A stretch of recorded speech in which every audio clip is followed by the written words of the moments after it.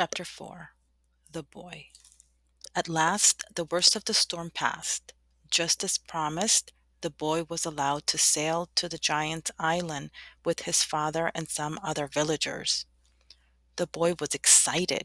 He'd heard many stories about the giant and his cave. He wondered how many of these stories were really true. The sea was still rough, and the small boat rocked and rolled in the waves. It wasn't long before the boy was seasick. There must be an easier way to get salt than this, he groaned. If there were, we would have thought of it long ago, his father answered. The giant was waiting for them when they got to his island. He noticed the boy with his father.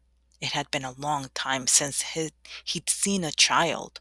Only adults ever came to get salt. The giant smiled at the boy, staring up at him with wide eyes. "We've got no dried squid for you today," called one villager. "We couldn't go fishing because of the storm."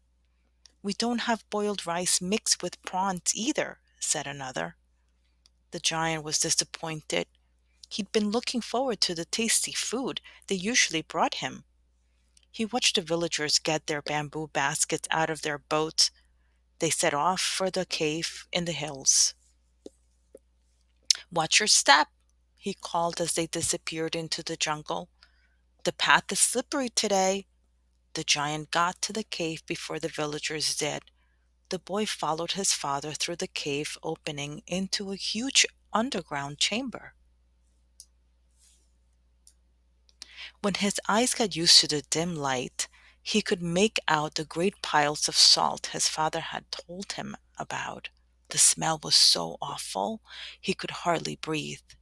"Fill your baskets like this," said his father, crouching down at the bottom of one of the piles of salt. "Make sure you don't cause a salt slide, though." The boy scooped up some salt with his bare hands and dropped it into his basket. He looked up at the pile of salt towering above him. "I hope it doesn't slide down on top of me," he thought nervously. "I'd be buried alive." Quickly, the boy crouched down and used his hands to scoop salt like his father had shown him. He scooped and he scooped until both bamboo baskets were full. Then the boy and his father picked the baskets up, balanced them on their heads, and left the cave. The boy stood tall, so he didn't spill any of his salt as they went back down the slippery path. But then he couldn't see where he was putting his feet. Several times they got tangled in vines and he stumbled.